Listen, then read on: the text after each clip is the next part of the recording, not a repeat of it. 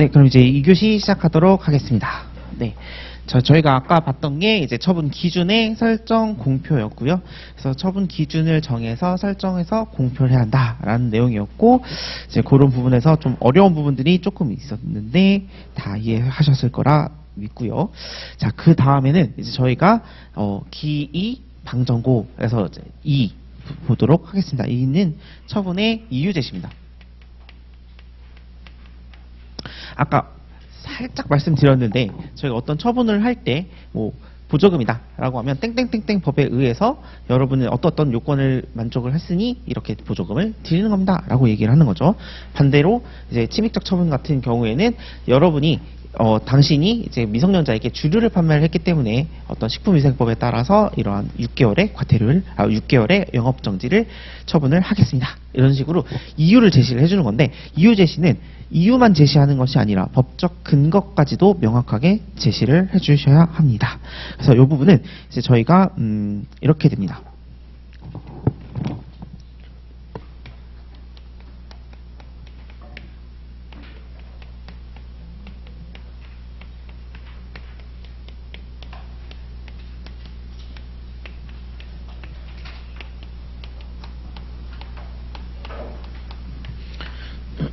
그래서 의의는 아까 말씀드린 것처럼 처분에 대한 근거와 이유를 제시하여야 한다라는 게 의의고요. 그 다음에 이유는 예외가 있다. 이런 겁니다. 예외는 이유 제시를 하지 않아도 되는 경우가 총 3개가 있어요. 그래서 여기는 2 할 때 2의 동그라미 한번 해주시고요. 1번에서 이제 신청 내용을 모두 그대로 인정하는 처분인 경우 할 때 모의 동그라미 해주시고요. 2번에서 단의 동그라미 해주시고요. 그리고 다음 줄에 보면 명백히 알 수 있는 경우라고 해서 명의 동그라미 해주시고요. 그 다음에 3번에서 긴급 이렇게 동그라미 해주시고, 네, 동그라미 치는 김에 밑줄도 칠게요. 그러나 맨 마지막 줄에 요청하는 경우 요청에는 밑줄, 그리고 그 근거와 이유를 제시하여야 한다. 이 부분도 밑줄 쳐주시면 됩니다. 그래서 요게 이게 이제 저희 두 문자로는 이모가 단명할 것처럼 긴급하다 이렇게 외워주시면 됩니다. 이모 단명 긴급.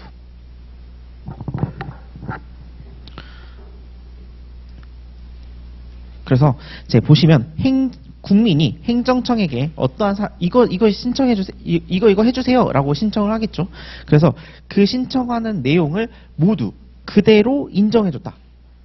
나 이거 보조금 주세요. 이 요건에 맞는 것 같아요. 라고 하면 보조금 줄 때는 뭐 얘가 어떤 법령 근거에 의해서 어떤 이유에 의해서 이런 걸 요청했는지를 알 수 있다 보니 이런 경우에는 이유를 제시하지 않아도 됩니다. 왜냐하면 내가 이유를 제시하듯이 어떤 법령 근거에 따라서 어떤 사유에 의해서 신청하는 거다 보니 그걸 모두 인정해 주는 경우에는 굳이 동어 반복 다시 말해줄 필요는 없는 것 같아요. 그리고 두 번째, 단순 반복적인 처분으로서 또는 경미한 처분으로서 당사자가 그 이유를 명백하게 알 수 있다.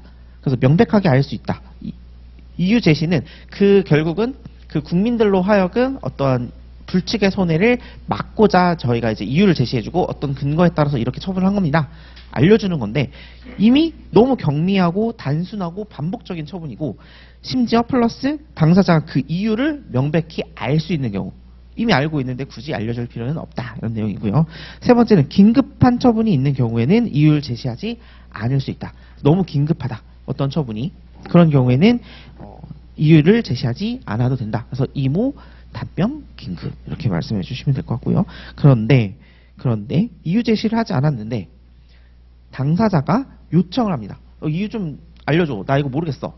라고 요청을 한 경우에는 그 근거와 이유를 제시해줘야 합니다. 그래서 의의는 그렇고 이제 예외는 의의에서 밑줄 안 친 것 같은데 밑줄 한 번만 다시 칠게요. 의의는 마지막 줄에 처분의 근거, 이유 제시 이렇게 돼 있어서 이유 제시라고 하면 결국은 처분의 근거와 이유를 제시하는 거고, 그 다음에 예외적인 사유는 이모, 단명, 긴급.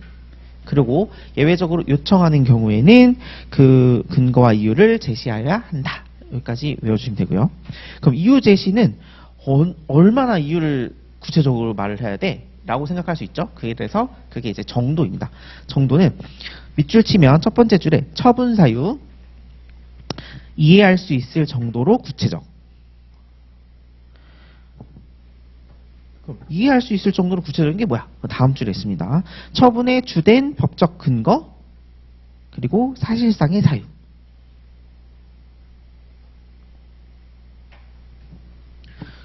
그래서 처분 사유를 이해할 수 있을 정도로 구체적이어야 되고, 구체적이라는 말은 그 처분의 주된 법적 근거가 이러한 것이고, 사실상의 사유는 이런 거다. 예를 들면 이런 거죠. 미성년자에게 주류를 판매했다라고 하면 미성년자에게 주류를 판매했어라는 게 사실상의 사유고요. 그 다음에 식품위생법 땡땡땡땡 조에 의해서 이렇게 처분할 거야 라는 게 앞에 있는 처분의 주된 법적 근거입니다. 그래서 이 두 가지를 생각하시면서 이런 거 알려줘야 돼. 그리고 구체적으로 알려줘야 돼. 이렇게 이해하시면 될 것 같아요. 그런데 이제 그 다음 줄부터 약간 슬래시 한번 딱 그어주시고요. 요게 이제 판례예요. 그래서 요게 앞에는 구체적이어야 한다라는 내용이고, 뒤에 있는 부분은 조금 덜 구체적이어도 된다라는 내용이에요. 그래서 요거는 저희가 한번 읽어만 볼게요. 요 부분은. 자, 그래서 당사자가 근거 규정을 명시해서 신청하는 인허가 등을 거부하는 처분을 함에 있어서는 당사자가 그 근거를 알 수 있을 정도로 상당한 이유를 제시하면 되고, 당해 처분의 근거 및 이유를 구체적으로 명시하지 않아도 된다. 라고 되어 있어요. 그래서 요게 요 사실 관계가 나중에 저희가 이제 사례 관련된 강의를 할 때 요 부분은 저희가 좀 사례로 만들어서 드리도록 할게요. 그래서 요 부분은 앞에 있는 부분과 좀 배치되는 부분인데, 앞에는 구체적이어야 한다. 그리고 뒤에는 구체적일 필요는 없고 상당하기만 하면 된다. 라는 거고요. 요거는 요 판례만 맞는, 그러니까 요 사례가 나왔을 때만 쓰는 문구예요. 그러니까 요 문구는 그때 이제 사례 연구하면서 이제 그때 말씀을 드릴게요. 그래서 요 부분은 포인트를 잡아야 되는 부분이 어디냐면, 당사자가 근거 규정을 명시하여 신청하는 인허가, 거부하는 처분, 요 부분은 이제 그 다음 줄에 상당한 이유, 이렇게 해주시면 됩니다.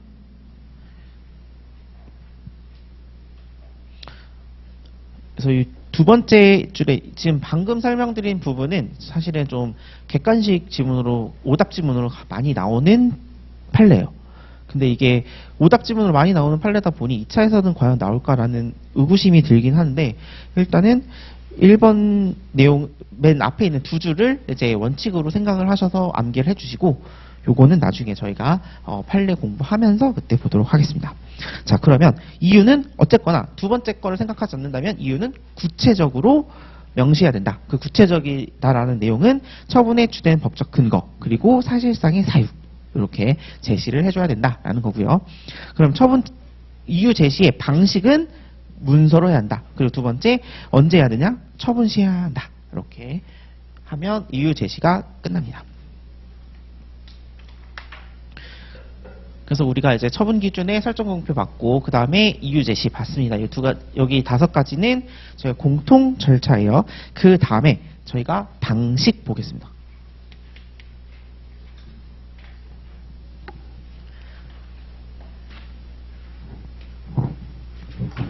방식은 목차가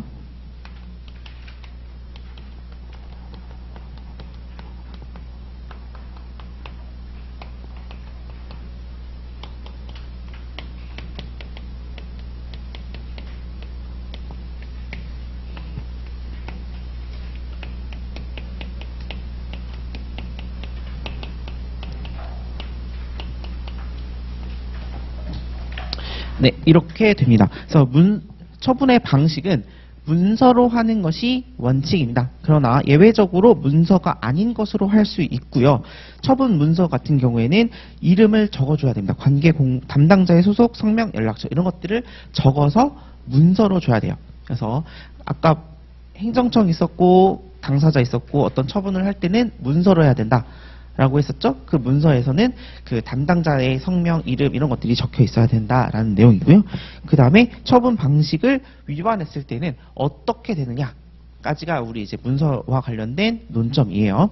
그래서 문서는 1번에 보시면 이제 밑줄 한번 쳐보겠습니다. 자, 두 번째 줄에 문서로 하여야 한다 이렇게 적어주시고요. 1번에 보시면 동의, 그리고 다음 동그라미 2번 다음 줄에 보시면 신청, 그리고 전자문서. 그래서 우리가 문서는 보통 저희는 페이퍼를 문서라고 하는데 이제 저희가 전자문서가 들어오게 됐고 이제 전자문서로도 신청하거나 동의한 경우에는 전자문서로 받아볼 수가 있습니다. 근데 이때 신청은 당사자가 전자문서로 처분을 신청한 경우에 하나는 거고요. 동의하는 경우는 전자문서로 보내줘도 되겠니? 했을 때 오케이 오케이 이렇게 했을 때는 이제 전자문서로도 가능하다. 그러면 문서가 아닌 것으로 하는 경우는 뭐가 있을까요? 두 번째 보시면 두 번째 줄에 동그라미 1번 두 번째 줄에 긴급, 동그라미 2번에는 격리. 그래서 긴급하거나 격리한 경우, 자 보시면 세 번째 줄에 말, 전화, 문자, 팩스, 전자우편. 그 다음 줄에 요청, 지체 없이, 그 다음 줄에 문서. 그래서 처분은 페이퍼, 문서로 하는 게 원칙이고요. 전자문서로도 할 수 있죠. 그리고 문서나 전자문서가 아닌 뭐 말이나 전화, 문자, 팩스, 전자우편으로 할 수 있는 경우는 이제 긴급하거나 격리한 경우 이렇게 되어 있고요. 그러나 이런 경우라고 하더라도 당사자가 저는 문서로 주세요 라고 얘기를 한다면 요청을 한 경우에는 문서로 주셔야 됩니다. 그리고 처분 문서의 실명자, 아까 말씀드렸지만 첫 번째 줄에 담당자의 소속 성명 연락처 이런 것들을 적어서 문서로 줘야 됩니다. 그럼 4번 보시면 이제 처분의 방식을 위반했다. 즉 다시 말하면 이거는 경미하거나 아니면 긴급한 사안이 아님에도 불구하고 말이나 막 문자 이런 걸로 했다. 이렇게 즉 문서주의를 위반했다라고 하면 해당 처분은 위법한 처분이 됩니다. 그 위법한 처분이고 위법성의 정도는 저번에 말씀드렸지만 중대 명백설에 따라 판단한다. 이렇게 생각을 하시면 되고요. 근데 저희가 보통 문서주의를 위반한 행정 처분은 무효로 처리를 하는 게 일반적입니다. 그래서 윗줄 치시면 일단은 첫 번째 줄에 위법, 두 번째 줄에 중대 명백설, 그리고 마지막 줄에 무효. 그래서 위법하고 중대 명백설에 따라 무효나 취소의 위법성의 정도를 판단하는데 일반적으로는 무효로 판단하는 것이 일반적이다. 이렇게 하시면 처분의 방식 해서 저희가 기, 이, 반까지 봤습니다. 그 마지막으로 정고인데요. 정고는 저희가 논점 정리는 안 해놨고요. 나올 일이 거의 없을 것 같은데 그래도 조문은 봐야 되니 저희가 42페이지를 보겠습니다. 42페이지 25조 보시면 여기도 표시만 할게요. 오기, 오산, 다음 줄에 명백한 잘못, 직권 신청 정정, 통지. 그래서 처분 같은 게 아까 말씀드렸지만 보조금 줘야 되는 100만 원 줘야 되는데 0이 하나 빠졌다든지 그리고 6개월에 영업정지를 해야 되는데 0이 하나 더 붙어서 60개월 이렇게 됐다. 이러면 이제 이런 오기나 오산 같은 경우에는 명백한 잘못이 있다라고 하면 죄송합니다 하고 이제 직권이나 신청에 따라 정정하고 통지합니다. 직권은 행정청이 내가 발견했어. 그러면 아이고 잘못했네 슥슥 지우고 다시 보내주고요. 행정청이 보냈는데 모를 수 있죠. 그러니까 내가 받아보고 깜짝 놀라면 아이고 잘못된 것 같은데요. 이렇게 신청을 하게 되면 이제 정정을 해라 라는 거고 정정했으면 통지해줘라 라는 얘기입니다. 그 26조 고지 보도록 하겠습니다. 고지는 이제 아까 말씀드렸지만 침익적 처분에 조금 더 가까운 것 같지만 수익적 처분에서도 내가 300만 원 받을 거 100만 원이라고 하는 수익적 처분이 왔다라고 하면 나에겐 좋지만 일단은 200만 원 깎인 거니까 어떻게 고지를 어떻게 뭐 이의신청이라든지 아니면 어떤 다툴 수 있겠죠. 그래서 수익적 처분에 있어서도 고지는 해야 한다. 그래서 여기는 밑줄을 치시면서 동그라미를 해주시면 자 동그라미 1번 하면서 이제 첫 번째 줄 마지막에 있어요. 행정심판 및 행정소송을 제기할 수 있는지 여부. 동그라미 2번 그 밖에 불복을 할 수 있는지 여부. 동그라미 3번 청구 절차. 동그라미 4번 청구 기간. 동그라미 5번 그 밖에 필요한 사항. 그래서 이제 어떠한 처분이 있을 때 이거는 행정심판이나 행정소송으로 갈 수 있는지, 그리고 뭐 조세 같은 경우에 조세심판이나 이런 것들이 있으니까 특별하게 다른 불복할 수 있는 어떤 사유가 있는지, 그리고 불복을 하려면 어떤 절차를 거쳐야 되고 언제까지 해야 되는지, 그리고 그 밖에 필요한 사항이 있다면 요것까지도 알려주면서 처분을 해야 한다 라고 해서 우리가 이제 기이방정고, 이게 공통적인 절차입니다.